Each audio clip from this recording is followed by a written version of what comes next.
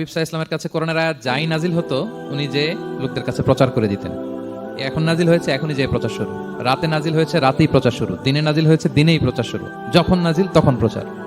কারণ আল্লাহ তাআলা বলেছেন, ইয়া আইয়ুহার রাসূলু বাল্লিগ মা উনজিলা ইলাইক মির রাব্বিক, আপনার রবের পক্ষ থেকে যা নাজিল হয়েছে প্রচার করেন।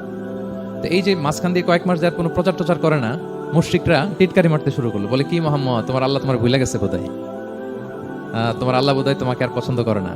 আগে তো প্রতিদিন কিছু না কিছু শোনাতা যে এইটা নাজিল হয়েছে, ওইটা আসছে, এই বিধান ওই বিধান, এখন তো কোনো খোঁজ খবর নাই, ঘটনা কি?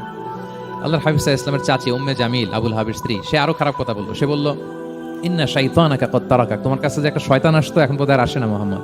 নাউযুবিল্লাহি মিন যালিক। এটা দিয়ে জিবরিল আলাইহিস সালামকে বুঝিয়েছেন। জিবরিল এসে কি যেন বলে, কই এখন তো কিছু বলো না। রাসূল বলবে কি করে, কারণ তিনি তো মন গড়া কিছু বলতেন না। আল্লাহর হাবিব সাল্লাল্লাহু আলাইহি ওয়াসাল্লাম মনে যা ইচ্ছা হয় মন গড়া কখনো কিছু বলেছেন? আওয়াজ করে বলেন, মন গড়া বলতেন তিনি? ওমা ইয়ানতিকু আনিল হাওয়া ইন হুয়া ইল্লা ওয়াহয়ুন ইউহা। আল্লাহর ওহী আসলে সেটা শোনাতেন। তো ওহীও আসে না, উনি শোনাতেও পারেন না। ওহীও নাই, উনি শোনাতেও পারেন না। এই যে একটা কষ্টকর মুহূর্ত রাসূল সাল্লাল্লাহু আলাইহি ওয়াসাল্লাম, কিরে মাসের পর মাস চলে গেল, ওহী আসতেছে না কেন? আমার কি কোনো ভুল হচ্ছে নাকি? আল্লাহকে আমাকে অপছন্দ করলেন?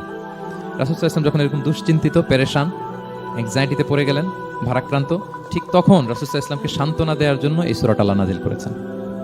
সান্ত্বনা দেওয়ার জন্য এই সূরাটা বেশ আশা জাগানিয়া সূরা, মোটিভেশনাল সূরা, ইন্সপিরেশনাল সূরা। আপনার মন খারাপ হলে আপনি এই সূরাটা পড়বেন। এই সূরাটা এবং এটার পরে আরেকটা সূরা আছে, সূরাতু আলাম নাশরাহ, আপনার মন ভালো হয়ে যাবে। এটাকে দি অ্যান্টি ডিপ্রেসেন্ট সূরা বলে, মানে ডিপ্রেশন কাটায় ফেলে। আমাদের এরকম অনেক সময় হয় না যে হতাশ, দেয়ালে পিঠ ঠেকে গেছে, কোনো বের হওয়ার রাস্তা নাই, কই যাব, কোথাও সফলতা নাই, সবাই আমাকে ভুল বুঝতেছে, এরকম মাঝে মাঝে হয় না? আমাদের সবার লাইফে আপস এন্ড ডাউনস আছে। আপনি যখন ভারাক্রান্ত হবেন, কষ্টে থাকবেন, এই সূরাটা পড়বেন, দেখবেন যে আপনার ডিপ্রেশন দূর হয়ে গেছে। আল্লাহর হাবিব সাল্লাল্লাহু আলাইহি ওয়াসাল্লাম যখন এরকম ভারাক্রান্ত ছিলেন, চিন্তিত ছিলেন, তখন আল্লাহর হাবিব সাল্লাল্লাহু আলাইহি ওয়াসাল্লামকে চিন্তামুক্ত করবার জন্য আল্লাহ তাআলা এই চমৎকার সূরাটি নাজিল করেছেন। আল্লাহ নাজিল করলেন, আউযু বিল্লাহি মিনাশ শাইতানির রাজিম, বিসমিল্লাহির রাহমানির রাহিম, ওয়াদ-দুহা ওয়াল-লাইলি ইযা সাজা মা ওয়াদ্দাআকা রাব্বুকা ওয়া মা ক্বালা ওয়ালাল আখিরাতু খায়রুল লাকা মিনাল উলা ওয়ালা সাওফা ইউতিকা রাব্বুকা ফাতারদা। আল্লাহ তাআলা বলেন, ওয়াদ-দুহা, আলোর শপথ। আমি একবার সরল বঙ্গানুবাদ করি, তারপরে আমি তাফসীরে ঢুকছি। ওয়াদ-দুহা, আলোর শপথ, ওয়াল-লাইলি ইযা সাজা, রাতের শপথ, যখন রাত নিঝুম নিস্তব্ধ হয়। মা ওয়াদ্দাআকা রাব্বুকা ওয়া মা ক্বালা, নবী হে, আপনার রব আপনার উপর অসন্তুষ্টও হয় নাই, আপনাকে ছেড়েও যায় নাই, আপনার রব আপনার সাথেই আছে। আলহামদুলিল্লাহ। ফিল করবেন যে আল্লাহ আমার সাথে আছে। সবসময় এটা ফিল করতে হবে যে আল্লাহ তাআলা আমার সাথে আছেন, তিনি আমাকে ভুলে যান নাই, ছেড়ে যান নাই। আরে তার রহমত ছাড়া তো একটা শ্বাস নেওয়া তো আমার সম্ভব না, ঠিক কিনা বলেন? আল্লাহর রহমত ছাড়া একটি সেকেন্ড এই পৃথিবীতে সার্ভাইভ করা কি আমাদের পক্ষে সম্ভব না? ওয়ালাল আখিরাতু খায়রুল লাকা মিনাল উলা, নবী হে, আপনার পরবর্তী সময় পূর্ববর্তী সময়ের চেয়ে অনেক ভালো হবে ইনশাআল্লাহ। মানে good days are coming in your life, ভালো সময় আসতেছে।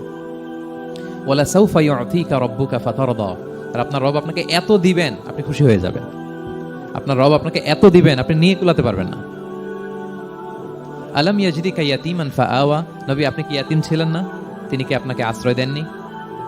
ওয়া ওয়াজাদাকা দাল্লান ফাহাদা, আপনি পথ খুঁজতেছিলেন, আল্লাহ আপনাকে পথ দেখিয়েছেন। ওয়া ওয়াজাদাকা আইলান ফাআগনা, আপনি নিঃস্ব রিক্ত হস্ত ছিলেন, আল্লাহ তাআলা আপনাকে ধনী বানিয়েছেন। ফাআম্মাল ইয়াতীমা ফালা তাকহার, খবরদার এতিমের সাথে কখনো কঠোর হবেন না। ওয়া আম্মা সাইলা ফালা তানহার, ফরিয়াদি যে সওয়াল করে হাত পাতে তাকে ধমক দিয়ে তাড়িয়ে দিবেন না। ওয়া আম্মা বিনিআমাতি রাব্বিকা ফাহাদ্দিস, আর আপনার রবের যে নেয়ামত আপনার প্রতি, এটার বর্ণনা করুন। সুবহানাল্লাহ। এই হচ্ছে সরল অনুবাদ সূরাতুদ দুহা। এবার আসুন আমরা এটার তাফসীরে ঢুকি। আল্লাহ তাআলা প্রথমে দুইটা শপথ করলেন, কসম করলেন, দুইটা ওথ। আমরা যদি সংক্ষেপে ভাগ করি তাহলে 11 আয়াত বিশিষ্ট এই সূরাতে প্রথম 2 আয়াতে দুইটা শপথ আছে, তারপরের 3টা আয়াতে রাসূল সাল্লাল্লাহু আলাইহি ওয়াসাল্লামকে 3টা কনফার্মেশন দেওয়া হয়েছে, সুসংবাদ দেওয়া হয়েছে। এরপরের 3টা আয়াতে আল্লাহর হাবিব সাল্লাল্লাহু আলাইহি ওয়াসাল্লামের অতীতে আল্লাহ কি নিয়ামত দিয়েছেন সেটার একটা রিমাইন্ডার দেওয়া হয়েছে। আর সবশেষে 3টা ওয়ার্ক প্ল্যান দেওয়া হয়েছে, কর্মসূচি, সেগমেন্ট। আপনি এক নজরে কোরআন এগুলো পাবেন, এরকম সেগমেন্ট আকারে আমরা ভাগ করেছি। আই রিপিট, আমি আবারও বলছি, সূরা দোহার 11 আয়াত বিশিষ্ট এই সূরার প্রথম 2 আয়াতে 2টি শপথ, তারপরের 3 আয়াতে 3টি সুসংবাদ, তারপরের 3 আয়াতে অতীতে যে রাসূলকে নিয়ামত দেওয়া হয়েছিল সেটা স্মরণ করিয়ে দেওয়া, আর শেষ 3 আয়াতে 3টা ওয়ার্ক প্ল্যান, কর্মসূচি, রাসূল সাল্লাল্লাহু আলাইহি ওয়াসাল্লাম কি করবেন। ক্লিয়ার হয়ে গেছে না সূরাটা? আসুন এবার তাফসীরে ঢুকি। আল্লাহ তাআলা বললেন, ওয়াদ-দুহা, নবী আলোর শপথ। আলো, দোহা মানে আলো। আমার সাথে আওয়াজ করে বলুন, দোহা মানে কি?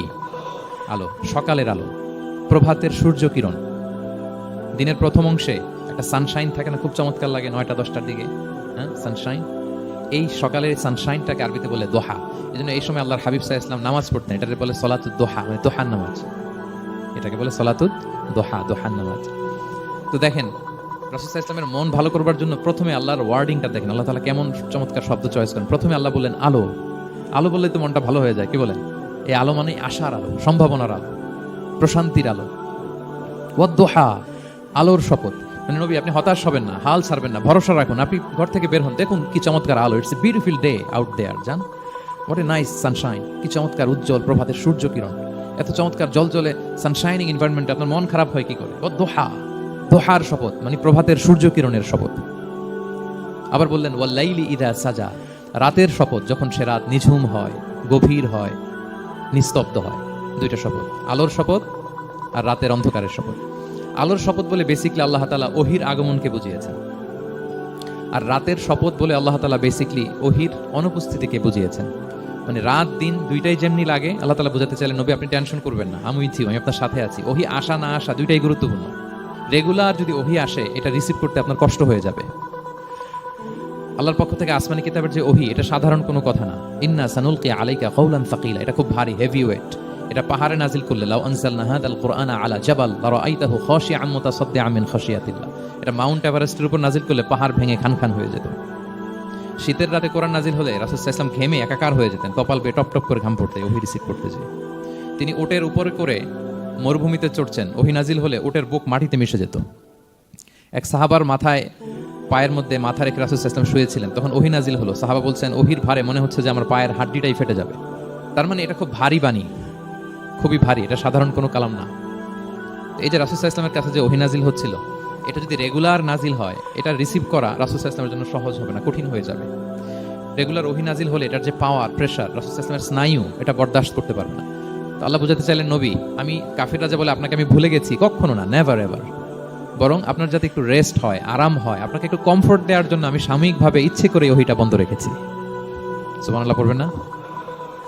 আপনার যাতে একটু কমফোর্ট হয়, আপনার জন্য একটু আরাম হয়, ওহি রিসিভ করে করে যেন আপনি অভ্যস্ত হতে পারেন, এজন্য আমি ইচ্ছা করে আপনাকে একটু আরাম দেওয়ার জন্য ওহি বন্ধ রেখেছি। সারাদিন যদি, মানে দিনের 24 ঘন্টায় যদি সূর্য থাকে, ভাল লাগবে? আচ্ছা বলেন, 6 মাস টানা সূর্য ভাল লাগবে আপনার? রোদের গরমে আমরা অস্থির হয়ে যাব। তো 12 ঘন্টা সূর্যের আলোর পরে যেমনি রাতের দরকার আছে, আল্লাহ বোঝাতে চাইলেন ওহি নাজিল হওয়ার পাশাপাশি মাঝে মাঝে ওহি ব্রেক দেওয়ার দরকার আছে, ওহি বন্ধ থাকার দরকার আছে। ফলে আপনি হ্যাবিচুয়েটেড হবেন, ওহি রিসিভ করা না করা এটা আপনার জন্য ইজি হয়ে যাবে। যখন আপনি আপনার জন্য ওকে হয়ে যাবে, তখন আমি লাগাতার ওহি নাজিল করবো। তাহলে ওরা যে বলে আমি আপনাকে ভুলে গিয়েছি, না, আমি আপনাকে ভুলি নাই, বরং আপনার আরামের জন্য, খানিকটা সময় আপনাকে বিশ্রামের সুযোগ করে দেওয়ার জন্য আমি আল্লাহ ওহি বন্ধ রেখেছি। সুবহানাল্লাহ।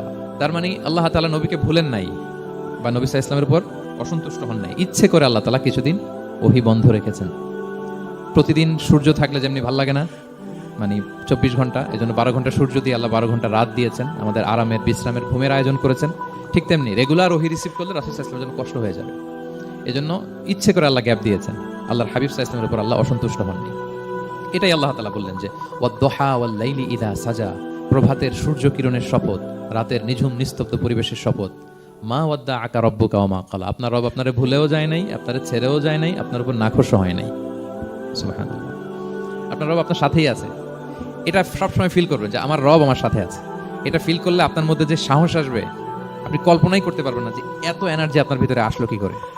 আপনারা খেয়াল করেছেন, বছর খানিক আগে ভারতবর্ষের আমাদের এক বোনের সামনে কিছু সন্ত্রাসী, ওরা জয় শ্রীরাম বলতেছিল, মনে আছে? কিন্তু আমার ওই বোন মুস্কান কি বলছিল বলেন তো? তার এক আল্লাহু আকবারে from north to south, from east to west, the entire globe প্রকম্পিত হয়েছে। আমরা সবাই পড়েছি আল্লাহু আকবার, সবাই আমরা কি পড়েছি? আল্লাহু আকবার। কারণ সে ফিল করেছে